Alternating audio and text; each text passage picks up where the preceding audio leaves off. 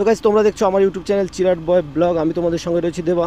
Actually আমার এই কালাবিল্লি related এই ভিডিওটা হতে চলেছে। গাইস আমি এর ইঞ্জিন অয়েলটা আপগ্রেড করাতে চাই।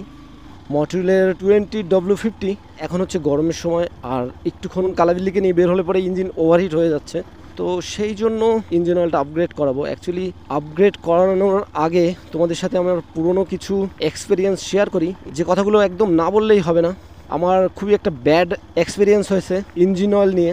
তো চলো এখানে কোথাও একটু দাঁড়িয়ে গিয়ে তোমাদের সাথে কথা বলি। ব্যাপারটা একটু খুলে না বললে তোমরা বুঝতে পারবে না। তো এসছি খুব সুন্দর একটা জায়গায়, এখানে আমি প্রায় ঘুরতে আসি। ভাবলাম এখানে এর মতো আর জায়গা হবে না তোমাদের সাথে কথা বলার, এখানেই দাঁড়াই, তাহলে কথা বলতে খুব সুবিধা হবে। কালাবিল্লির জন্য আমি যে আগে ইঞ্জিন অয়েলটা ইউজ করতাম সেটা হচ্ছে এটা মটুলের 7100 10W40 4 স্টক মোটো অয়েল। আর এটা কিন্তু ফুল 100% সিনথেটিক অয়েল। এটার এক্সপিরিয়েন্স খুবই অসাধারণ ছিল। আর সাথে আমি ইউজ করতাম এটা হচ্ছে অব্রোর অয়েল ট্রিটমেন্ট। এই দুটোর কম্বিনেশন দিয়ে 4500 কিলোমিটার প্রায় চালিয়ে দিতাম বাইকটা। দাম হচ্ছে 890 টাকা। আমার কাছ থেকে নিয়েছিল 850 টাকা তখন। হাবড়া, আমাদের লোকাল মার্কেট থেকে হাবড়া থেকে নিতাম এটা। আর এর সাথে নিতাম একটা ফিল্টার। যতবারই ইঞ্জিন অয়েল চেঞ্জ করেছি ততবারই আমি ফিল্টারও চেঞ্জ করিয়ে দিয়েছি, সে ভালো থাক খারাপ থাক যাই থাক। এর এক্সপিরিয়েন্স তো আমার কাছে খুব অসাধারণ ছিল।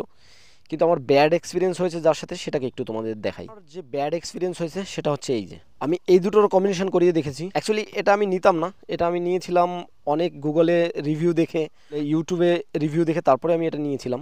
এটা হচ্ছে ক্যাস্টলের power on ultimate performance 10W40 motorcycle full synthetic engine oil. এটাও 1 লিটারের। এটার সাথে আমার এক্সপিরিয়েন্স খুবই খারাপ ছিল। এটার দাম ছিল 715 টাকা। ওটা থেকে কম দাম। ওটা যেহেতু 850 টাকা আমার কাছ থেকে, মানে লোকাল মার্কেট থেকে নিত, এটা আমার কাছে নিয়েছিল 600 টাকা। মানে মোটুল থেকে আমি ক্যাস্টলে শিফট করেছিলাম, কারণ একটাই, সেটা হচ্ছে এই প্রাইজের জন্য। মানে মোটুল ইঞ্জিন অয়েল যেটা আমি ইউজ করতাম সেটা 4500 কিলোমিটার চলতো। আমি রিভিউ দেখে বুঝেছিলাম যে এটাও 4500 কিলোমিটার তো আরামসে চলবে, এটার কোনো মানে ভুল নেই।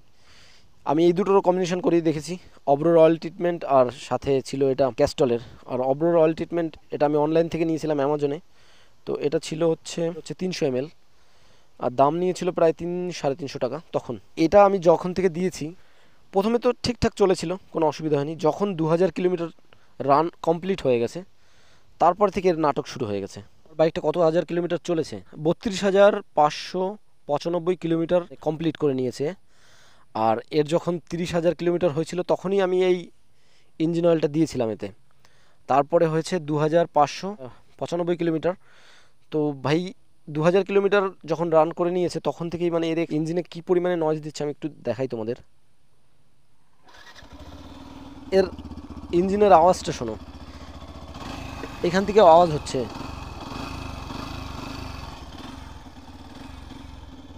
আমি রেস দিচ্ছি, আওয়াজ হচ্ছে খুব, কিন্তু গাড়ি ছুটছে না। তারপরে মানে কি বলবো, সব থেকে ঘাটিয়া এক্সপিরিয়েন্স হয়েছে আমার এই ক্যাস্টলের। এটা আমার সাথে হয়েছে, অন্য কারোর সাথে নাও হতে পারে। আমি ভাবছি এবার এইসব ফালতু জিনিস বাদ দিয়ে যেটা কাজের, সেটা হচ্ছে মটিউলের ইঞ্জিন অয়েল, ওটাই আমি এতে দেব। তো অ্যাকচুয়ালি আমার টুল বক্স চলে এসছে, এখন আমি নিজেই ইঞ্জিন অয়েল চেঞ্জ করতে পারবো, কোনো রকম কোনো অসুবিধা। এখন নিয়ে এসেছি 7100 মটিউলের 20W50 sport and adventure road off road 20W50 full synthetic 40 moto oil, মটুলের 1 লিটার। তো গাইজ এটা নিয়ে এসেছি কারণ 20W50 কেন নিয়েছি, এখন গরমের সময়, আর যে কারণে ইঞ্জিন কিন্তু ওভারহিট হয়ে যায়। তো এবারে এটা ইউজ করে দেখব এর পারফরমেন্সটা কেমন হয়। আর এর ইঞ্জিন অয়েলটা রেড কালারের, আর এর দাম নিয়েছে, অ্যাকচুয়ালি এখানে দাম রয়েছে দেখো 950 টাকা। তো আমার কাছ থেকে এর দাম নিয়েছিল 900 টাকা, আর এর দেখতেও খুব ভালো লাগছে এটাকে। তো গাইজ এবার আর আমি অব্রোর অয়েল ট্রিটমেন্ট ইউজ করবো না, কারণ ওটা শেষ হয়ে গেছে। আমি এবার লিকুইমলি M02 যে অ্যাডিটিভটা রয়েছে ওটা ইউজ করব। ওটা আসছে অ্যামাজন থেকে, তখন আমি ওর আলাদা একটা ভিডিও বানিয়ে দেবো। যতবার আমি সার্ভিস করিয়েছি ততবার আমি ইঞ্জিন অয়েল ফিল্টারও চেঞ্জ করেছি। তো এবারও নিয়ে এসেছি একটা ফিল্টার, এটার দাম নিয়েছে মাত্র 50 টাকা। এটা হচ্ছে বাজাজের ফিল্টার। এই ফিল্টারটা FZS V3-তে আরামসে ম্যাচ করবে। তো সেই জন্য আমি আগেরবারও নিয়ে এসেছিলাম, এবারও নিয়ে এসেছি। ইঞ্জিন অয়েল চেঞ্জ করার সময় অবশ্যই ফিল্টার চেঞ্জ করা উচিত, কিন্তু আগে থেকে এটা একটু বেশি ভালো লাগছে দেখতে এটা।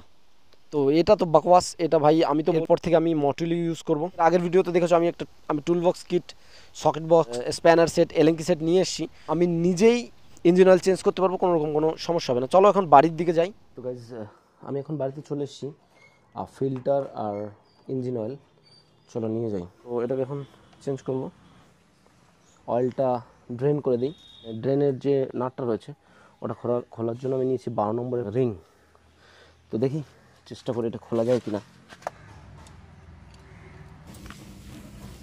ভাই এটা প্রচুর টাইট, তো হচ্ছে না। তো কাজ ওটা তো হলো না, দেখি এটা দিয়ে ট্রাই করে।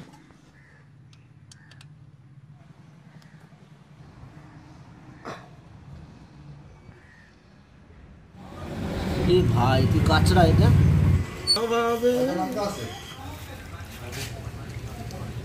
ইঞ্জিনের যে বোল্টটা ছিল ওটা আমি বাড়ি বসে ট্রাই করেছিলাম, তো ওটা ছিলাম আমার ওই রেঞ্জ দিয়ে হয়ে গেছে, এই যে কারণে আমার এখন গ্যারেজে নিয়ে আসতে হলো। তো ভাবলাম বেশি ট্রাই করলে এটা যদি একদম না খোলে পড়ে তাহলে তো সমস্যা হয়ে যাবে। এটা দেখো একদম বরবাদ হয়ে চুকা হ্যাঁ। আর ইঞ্জিন অয়েল